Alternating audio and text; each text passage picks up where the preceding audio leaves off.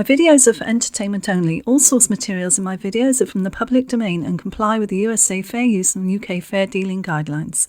Hi everyone, Celt News here. This isn't related to Meghan as such, but I could not help but compare the two news items. The dead migrants found inside the Essex lorry, whereby these people needed to escape the living conditions in which they were in to seek a better life in the UK. And I couldn't help but think of the contrast between them jamming themselves into an airless refrigerated truck to take such a long journey to get away from their situation. And then you have Meghan, a duchess, who did very little to get to where she is except marry the right person, or maybe the wrong person, and complains about existing when these people were existing. And yeah, I can't say any more about this. It just struck me, and I feel for the families of those people. I really hope that this brings to light this human trafficking and that it will stop. So that would be something good for Meghan to get involved in, instead of focusing on her own existence, as she calls it. Existing instead of living. Maybe if she looked outside of herself and looked to really help others without worrying about her image, get her hands dirty, perhaps she could redeem herself a little in the eyes of the public. Anyway, on to an email I had from someone who shared this with me. This is the same person that shared their possible solution for Her Majesty the Queen to take away the titles to sort out the Harry and Meghan problem. This is what they've sent me today, and this is another really quite good alternative. And they go on to say, alternatively, if Her Majesty the Queen is reluctant to upset the rest of the royal family by stripping them of their HRH titles, she could send Harry as her rep or Governor General to one of the Commonwealth countries, such as Bahamas, Bermuda, Trinidad and Tobago or Jamaica. Goes on to say, give Prince Harry a defined job of sorts with a defined set of responsibilities, duties and obligation to the same group of people for 5 years.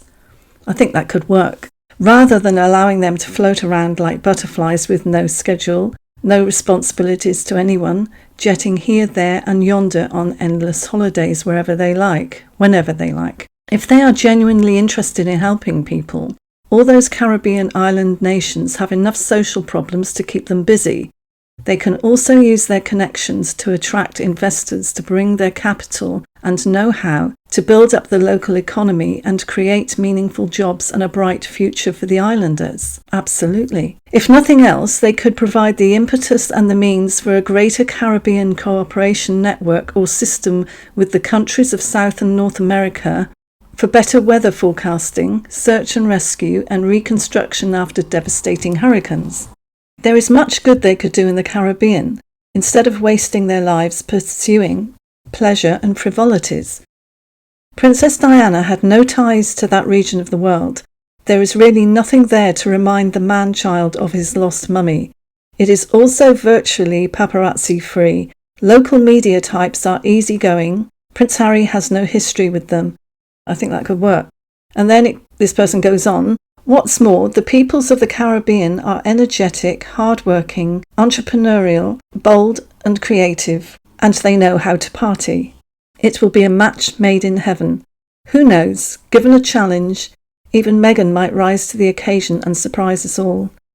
Queen Victoria's daughter Louise and her husband, Lorne Campbell, the Marquis of Fife and later Duke of Argyll, enjoyed the years they spent in Canada where Lorne was posted as Governor General. The duties and responsibilities they had in Canada matured them. They retained fond memories of their early years in Canada long after they returned to Scotland. Prince Harry is young enough to make a career of it, doing stints as Governor General in the Caribbean, Australia, New Zealand, Canada, Asia and Africa. While Meghan can style herself as queen of this or that, she'd be in her element. That is a really good possibility. What do you think? The headlines in the Daily Mail are Buckingham Palace hits back at anonymous advisor to Prince Harry and Meghan Markle.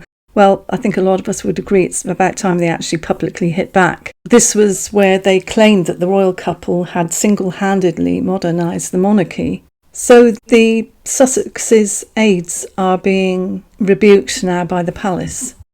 More and more people talking about them leaving, about how they would have nothing to lose in leaving. This is probably not the headlines that Meghan thought she would see a year on.